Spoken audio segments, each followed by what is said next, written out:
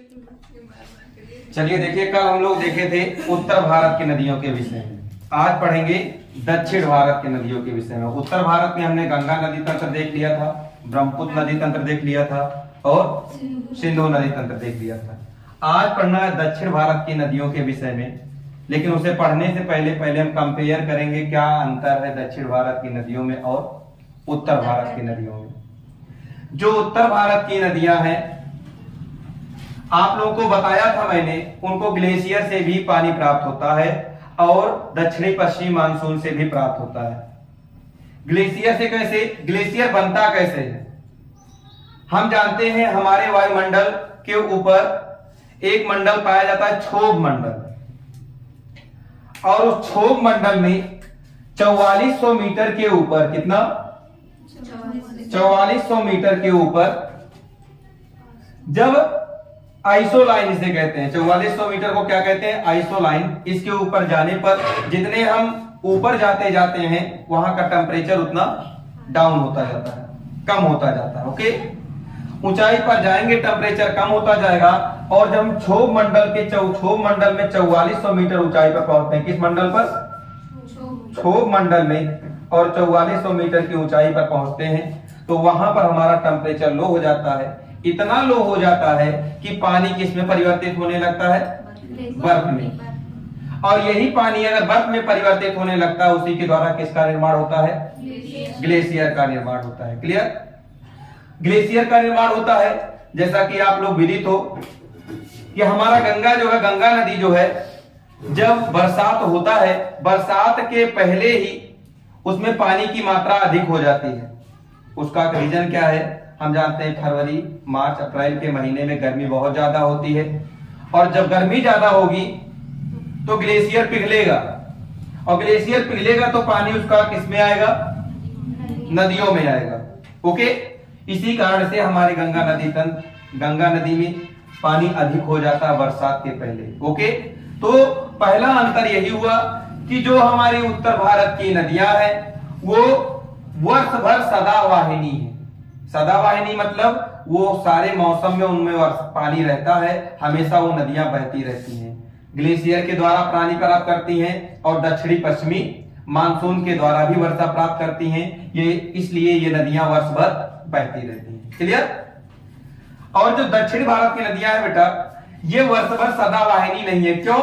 क्योंकि हम लोग जानते हैं ये दक्षिण भारत की नदियां क्षोभ मंडल के नीचे ही पड़ जाती हैं, क्षोभ मंडल में नहीं जाती हैं। अर्थात यहाँ पर केवल पठार पाया जाता है, कोई ग्लेशियर नहीं पाया जाता है, यहाँ कोई हिमनद नहीं पाया जाता है। यहाँ तो ये समुद्री एरिया है, यहाँ पर समुद्र का समकारी प्रभाव काम करेगा, यहाँ पर ज्यादा ठंडी भी नहीं होती है।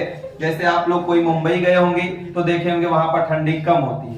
क्यों? क्योंकि वहां पर समुद्र का समकारी प्रभाव होता है। जहां पर समुद्र होता है वहां पर समुद्र का पानी देर से गर्म होता है और देर से ठंडा होता है, इसलिए दैनिक तापांतर बहुत कम होता है। ओके, तो दक्षिण भारत में दैनिक तापांतर बहुत कम होने के कारण ये नदियां जो होती हैं ये यहाँ पर ग्लेशियर आदि के कारण नहीं बहती हैं। अर्थात कह सकते हो दक्षिण भारत की नदियां मौसमी होती हैं और उत्तर भारत की नदियां सदावाहिनी होती हैं। उत्तर भारत की सदावाहिनी और दक्षिण भारत की मौसमी। लेकिन बेटा एक नदी इसी में है, कावेरी नदी। कावेरी नदी भी वर्ष भर बहता रहता है इसमें पानी। और कैसे बहता है वर्ष भर? यहां पर हम जानते हैं एक मानसून होता है उत्तर पूर्वी मानसून। उत्तर पूर्वी मानसून केवल दक्षिण भारत के तमिलनाडु राज्य में वर्षा करता है। जब शीतकाल का टाइम आता है तो उत्तर पूर्वी मानसून से कावेरी नदी पानी प्राप्त कर लेती है, और जब ग्रीष्म काल का टाइम आता है तो दक्षिणी पश्चिमी मानसून से कावेरी नदी को वर्षा प्राप्त हो जाता है। दोनों अगर मौसम में प्राप्त हो जा रहा है, इसलिए कावेरी नदी वर्ष भर पानी इसमें भी रहता है। इसी से कंपेयर करते हुए अगर इसमें वर्ष भर पानी रहता है और गंगा में भी वर्ष भर पानी रहता है, इसलिए इसको दक्षिण भारत की गंगा कहते हैं। कावेरी नदी को क्या कहते हैं? दक्षिण भारत की गंगा कहते हैं। अच्छा, यहीं पर हम गोदावरी नदी की बात करें, कुछ लोगों ने पढ़ा है कि गोदावरी को भी दक्षिण भारत की गंगा कहते हैं, लेकिन नहीं, गोदावरी को दक्षिण गंगा कहते हैं। दक्षिण गंगा मतलब किस आधार पर? या उसी को बूढ़ी गंगा भी कहते हैं। और क्यों कहते हैं ऐसा? क्योंकि हम जानते हैं कि जो गंगा नदी है उसकी लंबाई उत्तर भारत में बहने वाली सबसे अधिक लंबी है ना। उसी तरीके से दक्षिण भारत में सबसे लंबी नदी कौन सी है? गोदावरी नदी 1665 किलोमीटर लंबी है, सॉरी 1465 किलोमीटर। ओके, जैसे हमने देखा उत्तर भारत में गंगा नदी की लंबाई सबसे ज्यादा, वैसे दक्षिण भारत में गोदावरी नदी की सबसे ज्यादा लंबाई है, इसलिए इसको क्या कहते हैं? हाँ बेटा, दूसरा कंपेयर देखो, दूसरा कंपेयर जो उत्तर भारत की नदियां हैं, आपको पता है ये पर्वतों से निकलती हैं, ऊंचाइयों से ज्यादा निकलती हैं। उत्तर भारत का हम बताए थे जो पर्वत की चोटियां हैं अधिक ऊंचाई लगभग औसतन 6000 मीटर ऊंचा है, और दक्षिण भारत की जो ऊंचाई है 600 मीटर के करीब ऊंचाई है। और इसकी चोटियां भी आप लोग जानते हो, संसार की 10 ऊंची चोटियां उत्तर भारत में, जैसे एवरेस्ट, मकालू, कंचनजंगा, धौलागिरी, ये सब चोटियां किसमें हैं? उत्तर भारत में है। तो यहीं से तो सारी नदियां उत्तर भारत की निकल रही थी। तो इसका मतलब ये अधिक ऊंचाई से आएंगी अगर, और कोई पानी अगर ऊंचाई से आएगा तो उसका गति तीव्र होगा, या जो कम ऊंचाई से जाएगा उसका गति तीव्र होगा? जो अधिक ऊंचाई से आएगा उसका गति तीव्र होगा ना। तो जो अधिक ऊंचाई से नदियां आती हैं उनका गति तीव्र होता है। और गतियों के आधार पर, गति के आधार पर नदी की 3 अवस्थाएं बताई गई। कितनी अवस्थाएं? 3 अवस्थाएं। बेटा तीनों अवस्थाएं कौन कौन सी हैं? एक को कहते हैं प्रौढ़ावस्था। कौन सा अवस्था? प्रौढ़ावस्था। और एक है वृद्धावस्था। और एक अवस्था कौन सी होती है? बाल्यावस्था। क्या होती है? बाल्यावस्था। ओके, अब देखो 3 अवस्थाएं नदियों की होती हैं।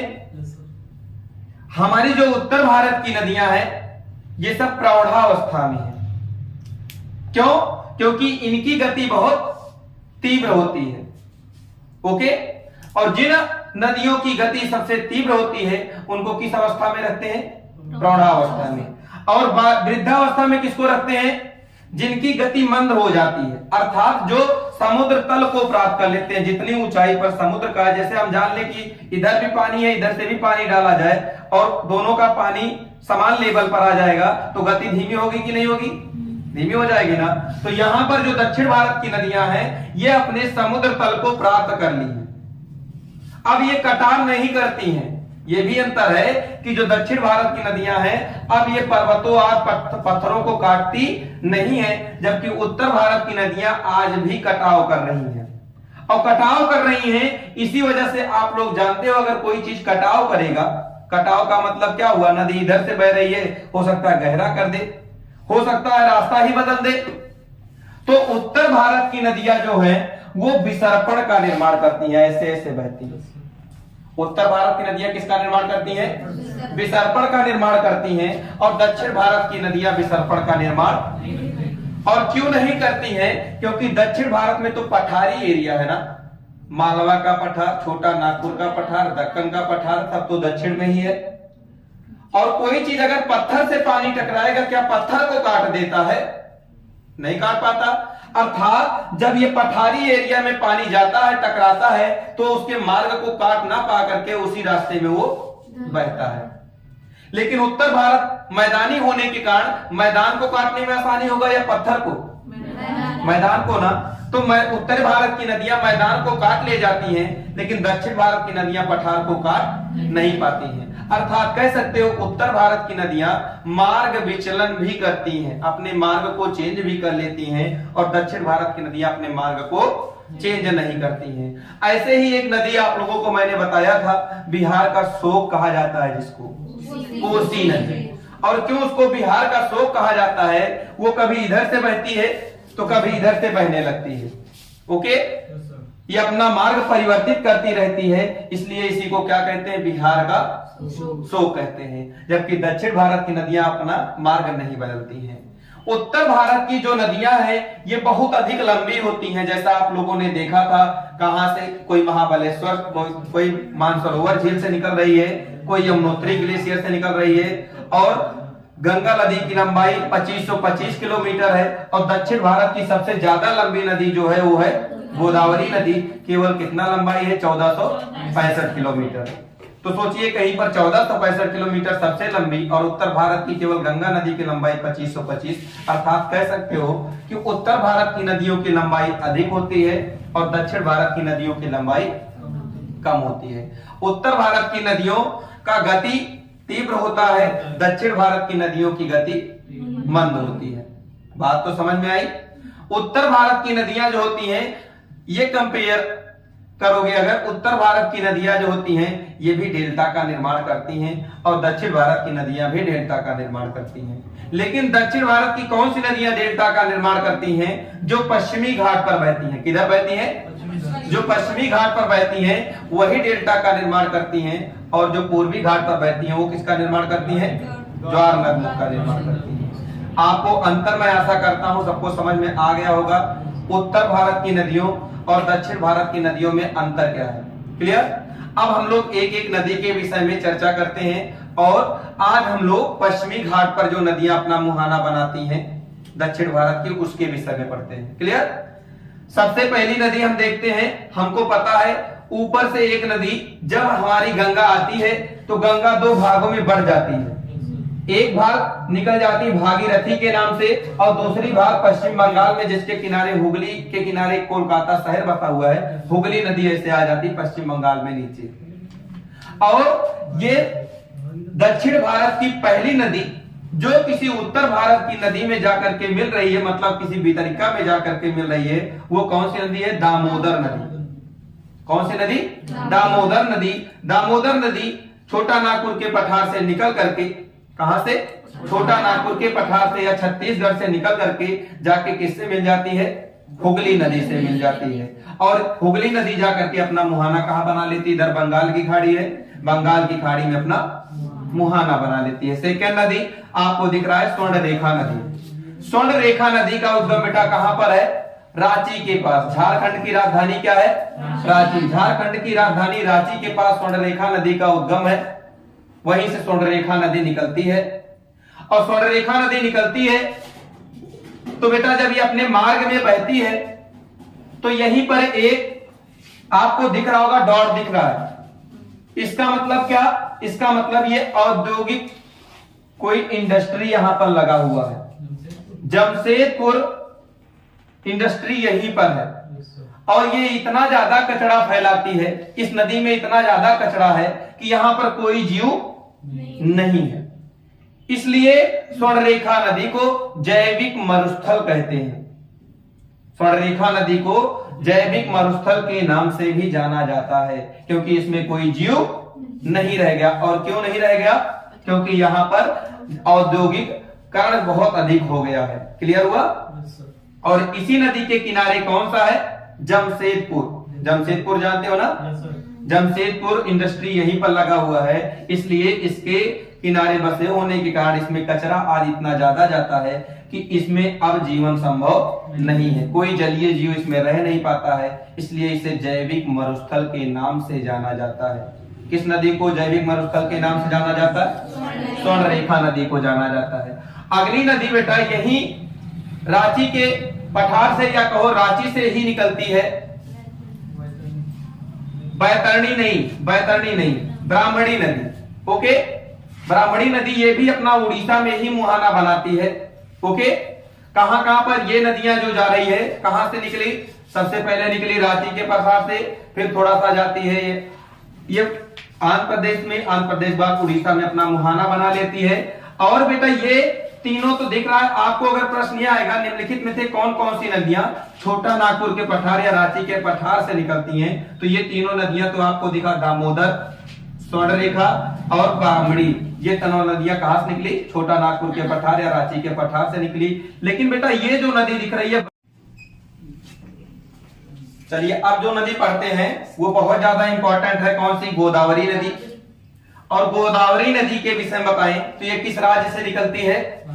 महाराष्ट्र राज्य से निकलती है। और महाराष्ट्र की किस जगह से? नासिक से निकलती है। और नासिक के भी त्र्यंबकेश्वर पहाड़ी, इस पहाड़ी का नाम क्या है? त्र्यंबकेश्वर पहाड़ी से ये नदी निकलती है। त्र्यंबकेश्वर पहाड़ी से निकलने के पश्चात ये नदी 3 स्टेट में बहती है, महाराष्ट्र से निकलने के पश्चात तेलंगाना में जाती है और तेलंगाना के पश्चात वो आंध्र प्रदेश में जाती है और आंध्र प्रदेश में ही अपना डेल्टा बनाती है। क्या बनाती है? डेल्टा बनाती है। आपको दिखा महानदी भी अपना डेल्टा बना रही है। महानदी जहां पर अपना डेल्टा बनाई थी बेटा, वो क्षेत्र चावल उत्पादन के लिए बहुत ही अधिक प्रसिद्ध है, इसीलिए इस क्षेत्र को क्या कहते हैं? चावल का कटोरा कहते हैं। किस स्टेट को कहते हैं चावल का कटोरा? नहीं, किस स्टेट को चावल का कटोरा कहते हैं? महानदी बेसिन को क्या कहते हैं? चावल का कटोरा कहते हैं। आगे हम बात करें गोदावरी नदी, ये भी अपना डेल्टा बनाई। तो गोदावरी नदी कितने स्टेटों में बही है? 3 स्टेट में। कौन कौन से? महाराष्ट्र 1, तेलंगाना 2 और आंध्र प्रदेश 3। महाराष्ट्र, तेलंगाना और आंध्र प्रदेश 3 राज्यों में कौन सी नदी बहती है? गोदावरी नदी। और जो दक्षिण भारत की सबसे अधिक लंबी नदी है, इसीलिए इसको बूढ़ी गंगा या इसको दक्षिण गंगा के नाम से जाना जाता है। क्लियर? कितनी लंबाई है इसकी? 1465 किलोमीटर इसकी लंबाई है। क्लियर? कितना? 1465 किलोमीटर इसकी लंबाई है। और बेटा ये नदी, इस नदियों की कुछ सहायक नदियां हैं। जैसे हम इस नदी की सहायक नदी की बात करें तो एक नदी है सहायक नदी, कौन सी? प्रवरा नदी। और दूसरी सहायक नदी कौन सी है? ऊंडा। और एक सहायक नदी है वेनगंगा, एक सहायक नदी है पेनगंगा, एक इंद्रावती और एक मंजीरा। इसमें से बेटा ये जो नदी है, इस नदी का नाम है मंजीरा नदी। कौन सी नदी? मंजीरा नदी। अगर प्रश्न में आएगा गोदावरी नदी में दक्षिण से मिलने वाली नदी कौन सी है? दक्षिणी सहायक नदी कौन सी है? तो कौन सी है? मंजीरा या मडीरा लिखा हुआ मिलेगा। आगे बात करें तो अगर प्रश्न में आएगा सबसे अंतिम सहायक नदी गोदावरी की कौन सी है, तो बेटा इस नदी का नाम है इंद्रावती नदी। क्या है? इंद्रावती नदी। और अगर प्रश्न में ये आएगा गोदावरी की सहायक नदियों में सबसे लंबी सहायक नदी कौन सी है, तो उसमें वेनगंगा सबसे लंबी सहायक नदी। कौन सी? सबसे लंबी सहायक नदी कौन सी है? वेनगंगा। क्लियर हुआ पॉइंट? फिर से देखिए, मैंने बताया नासिक से गोदावरी निकली और मुहाना कहां पे बनाई? आंध्र प्रदेश में। आंध्र प्रदेश में किस जगह पर अपना मुहाना बनाती है? राजमुंदरी पर। कहां पर? राजमुंदरी में अपना मुहाना बनाती है और यहीं पर अपना डेल्टा बनाती है। सबसे अंतिम सहायक नदी कौन सी है? इंद्रावती। दक्षिण से मिलने वाली सहायक नदी कौन सी है? मजीरा। सबसे लंबी सहायक नदी कौन सी है? वेनगंगा। वैसे और इसकी सहायक नदियां कौन है? और मैंने देखा पूर्णा सहायक नदी है, हेमवती इसकी सहायक नदी नहीं, इंद्रावती इसी की सहायक नदी है। क्लियर? सहायक नदियां फिर से देखिए, प्रवरा, पूर्णा, वेनगंगा, पेनगंगा, इंद्रावती, मजीरा और बस इतनी सहायक नदियां हैं मुख्य रूप से। ओके, अगली नदी देखते हैं कृष्णा नदी। कृष्णा नदी भी कहां से निकलती है? ये भी निकलती है महाराष्ट्र से। कहां से निकलती है? महाराष्ट्र राज्य से। और किस पहाड़ी से? महाबलेश्वर पहाड़ी से निकलती है। कहां से? महाबलेश्वर पहाड़ी से निकलती है। कौन सी नदी? कृष्णा नदी। और कृष्णा नदी बेटा किन किन राज्यों में जाती है? यहां से 4 राज्यों में जाती है। सबसे पहले ये निकली कहां से? महाराष्ट्र से। महाराष्ट्र से निकलने के बाद कर्नाटक में जाती है और कर्नाटक के बाद तेलंगाना में जाती है और तेलंगाना के बाद आंध्र प्रदेश में जाती है और यहां पर विजयवाड़ा के पास में अपना डेल्टा बना लेती है। कहां बनाती है डेल्टा? विजयवाड़ा के पास में अपना डेल्टा बना लेती है। और आपको दिख रहा होगा गोदावरी नदी डेल्टा और कृष्णा नदी डेल्टा दोनों आसपास के क्षेत्र हैं। अर्थात कह सकते हो ये दोनों नदियां जहां पर अपना मुहाना बनाती हैं, गोदावरी और कृष्णा नदी, इनका डेल्टा आपस में मिल जाता है और इन्हीं के मध्य एक झील है जिसका नाम है, देखो दिखाया गया है, कोल्लेरू झील। कोल्लेरू झील किन 2 नदियों के मध्य स्थित है? गोदावरी और कृष्णा नदी के मध्य स्थित है। बहुत ध्यान से पढ़िए, ये सारे प्रश्न कहीं ना कहीं पूछे गए हैं। गोदावरी और कृष्णा नदी के मध्य कौन सी झील है? कोल्लेरू झील है। उसके बाद कृष्णा नदी के, अच्छा कृष्णा नदी की बात करें हम, कृष्णा नदी महाबलेश्वर से निकली और दक्षिण से इसकी भी, दक्षिण से एक नदी इससे भी आकर के मिलती है। वैसे तो कृष्णा से मत मिलने वाली नदी है एक दक्षिण से, तुंगभद्रा नदी। कौन सी नदी? तुंग और भद्रा। तुंगभद्रा ये 2 नदियों से मिलकर के बना है तुंगभद्रा। तुंग और भद्रा 2 नदियां होती हैं, जब इनका संगम एक में हो जाता है उसको किस नाम से जानने लगते हैं? तुंगभद्रा के नाम से जाने लगते हैं। और तुंगभद्रा नदी किसकी सहायक नदी है? कृष्णा की सहायक नदी है बेटा। इसकी और कौन कौन सी? घाट प्रभा, माल प्रभा, दूध गंगा, पंचगंगा, भीमा, कोयना और मूसी, इतनी सहायक नदियां ये किसकी हैं? कृष्णा की सहायक नदियां हैं। फिर से देखो कौन कौन सी? तुंगभद्रा, घाट प्रभा, माल प्रभा, दूध गंगा, पंचगंगा, भीमा, कोयना और मूसी। और इसी मूसी नदी के किनारे ही हमको पता है हैदराबाद की तेलंगाना की राजधानी हैदराबाद स्थित है। क्लियर? किस नदी के किनारे? मूसी नदी के किनारे हैदराबाद शहर स्थित है। क्लियर? और मूसी नदी किसकी सहायक नदी है? कृष्णा नदी की। आपसे सहायक नदियां पूछी जाएंगी तो तुंगभद्रा इसकी सबसे लंबी सहायक नदी है। कृष्णा की सबसे लंबी सहायक नदी तुंगभद्रा। कौन कौन सी है? तुंगभद्रा, घाट प्रभा, माल प्रभा, दूध गंगा, पंचगंगा, भीमा, कोयना और मूसी किसकी सहायक नदियां हैं? कृष्णा की सहायक नदियां हैं। आगे नदी बात हो रही है किसकी? पेन्नार की। पेन्नार जो नदी है ये कहां से निकलती है? तो देखिए इसका उद्गम स्थान होता है कहां पर? तेलंगाना में। कहां पे होता है? तेलंगाना में। और कहां पर? कोलार के पास से ही निकलती है। आंध्र प्रदेश के कोलार के पास से निकलती है। ओके, कोलार की खान कहां पर है? कोलार के खान से ही निकलती है नदी और जा करके अपना मुहाना बना लेती है। कहां पर? तमिलनाडु में अपना मुहाना बना लेती है। आगे अगली नदी जो है कावेरी। कावेरी नदी कहां से निकलती है? कर्नाटक से। कहां से निकलती है? कर्नाटक। और कर्नाटक के किस पहाड़ी से? ब्रह्मगिरी पहाड़ी से। किस पहाड़ी से निकलती है? ब्रह्मगिरी या पुष्पगिरी भी इसी का नाम मिलता है। और ये दो राज्यों में बहती है। कहां कहां पर? कर्नाटक से ब्रह्मगिरी पहाड़ी से निकलने के पश्चात ये तमिलनाडु में बहते हुए अपना मुहाना बंगाल की खाड़ी में बना लेती है। लेकिन ये सदा नहीं रहा है, वर्ष भर बहती रहती है, इसीलिए इसे दक्षिण भारत की गंगा कहते हैं। गंगा नदी भी साल भर बहती है तो ये भी साल भर बहती है, इसीलिए इसको क्या कहते हैं? दक्षिण भारत की गंगा कहते हैं। कहां से निकलती है? कर्नाटक के ब्रह्मगिरी पहाड़ी के पास से निकलती है और अपना मुहाना कहां बनाती है? तमिलनाडु में अपना मुहाना बना लेती है। अगली नदी आपको दिखा रहा हूं है कौन सी? वैगेई नदी। वैगेई नदी कहां से निकलती है? ये तमिलनाडु के वरुसनाद पहाड़ी से निकलती है। किस पहाड़ी से? वरुसनाद पहाड़ी से निकलती है। और इसी के तट पर बेटा मदुरई मंदिर स्थित है। आएगा मदुरई मंदिर किसके पास है? वैगेई नदी के तट पर स्थित है। और वैगेई नदी अपना मुहाना बना लेती है। कहां पर? तमिलनाडु में। ओके, और तमिलनाडु में भी कहां पर? रामेश्वरम द्वीप के पास में, जहां पर श्रीशैलम है, वहां पर अपना ये मुहाना बनाती है। ओके, और उसके बाद अगली नदी है ताम्रपर्णी नदी। ताम्रपर्णी नदी कहां से निकलती है? अगस्ता मलाई पहाड़ी, जो कि इलायची पहाड़ी के में स्थित है। कौन सी? इलायची पहाड़ी में कौन सी पहाड़ी है? अगस्ता मलई पहाड़ी, वहां से निकलती है। और उसके पश्चात ये मन्नार की खाड़ी में अपना मुहाना बनाती है। कहां बनाती है मुहाना? मन्नार की खाड़ी में ताम्रपर्णी नदी अपना मुहाना बनाती है। इस प्रकार से आप लोगों ने इन नदियों के विषय में जितनी भी थी पश्चिमी घाट पर मुहाना बनाने वाली नदियां सबका अध्ययन कर चुके हैं। और इसमें प्रश्न इसी तरीके से पूछा जाएगा, कौन सी किसकी सहायक नदी है, या पूछा जाएगा किसका उद्गम स्थल क्या है, या कितने राज्यों में बहती है, या आपसे पूछा जाएगा कि ये अपना मुहाना किस जगह पे बनाई, इसका सहायक नदी कौन सी है, इसके किनारे कौन सा शहर बसा हुआ है। यही प्रश्न आपसे पूछे जाएंगे। तो ध्यान से इसको अच्छे से पढ़ लीजिएगा। आज के लिए इतना ही।